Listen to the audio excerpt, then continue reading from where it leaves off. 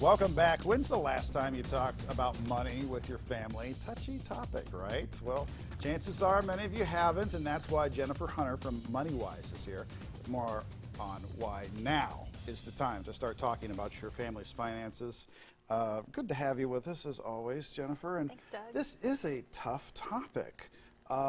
Why is this so difficult to sit down with a family and just have this out? Just historically, it's been one of those taboo topics that families don't sit around the dinner table and talk about money. Yeah. And so often that leads to a lot of stress within the family. It can lower just general household well-being. Right. If we don't know where everyone is financially or how we're feeling about things financially, then it can be difficult to plan for other areas of the family also. Well, makes sense. And it's such a nuanced topic for me too, because I remember talking about this with my wife when the kids were really young. We don't want them obsessed with money and concerned about money, but at the same time we've got to instill those values that they're living in the real world. They have to plan, they have to budget appropriately. So how do you find that sweet spot where you're not freaking kids out, but they're also part of the team? So you don't want our kiddos to be stressed. You don't want them to be worrying if we have a lot of financial stress at home about paying the bills or making the rent payment or car payment or whatever that is,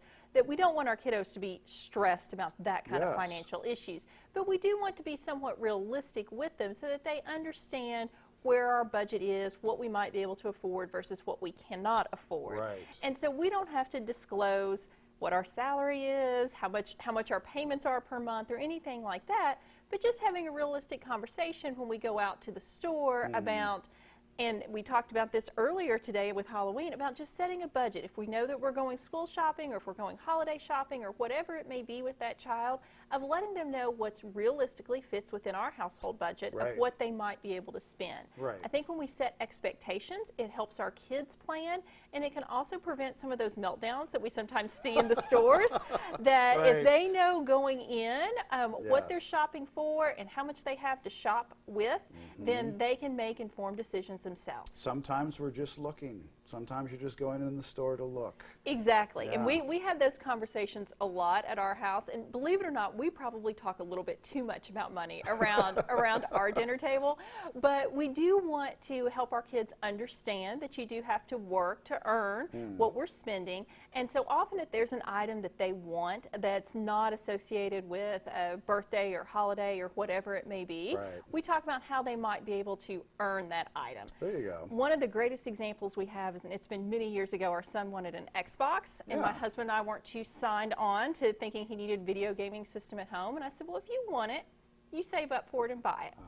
So 2.5 years of 1s and 5s he saved. He didn't buy anything else. Wow. He went and bought his Xbox. And That's I think commitment. he took better care of it. He appreciated it more, and that he had earned it along the way. Okay, these are the good things that happen was when mom anchors MoneyWise. Exactly, And, exactly. And good things follow. Now, how does the game change when you're dealing with teenage years then, as opposed to youngsters? So especially if our teenagers have part-time jobs or if they have an allowance, of talking to them about budgeting. And that's something when they're smaller, if we model to them budgeting in the household, then we can also look at what type of income they have coming in, even if it's the allowance mom and dad are providing, and how they spread that across the expenses that they may have. So if they're responsible for a portion of their car insurance or their gasoline or clothing or whatever it may be, that we help them plan ahead and stretch that income for however long it needs to last, so they learn about making their money last, and really helping them just learn how to get a good plan on paper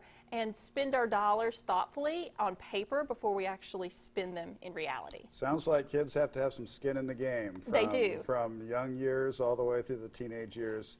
And this is quite the minefield to navigate. So appreciate this advice, Jennifer. How can folks learn more about how to tap into your resources? So they can always check out the MoneyWise website, www.ca.uky.edu/MoneyWise, or they can find us on Facebook, facebook.com/MoneyWise. It's good to have a backup with your website when you're going into this conversation. So exactly, that's true. Thanks again. All kinds of great resources. Good to see you as always. Thank you. Back in just a moment, folks. Stick around.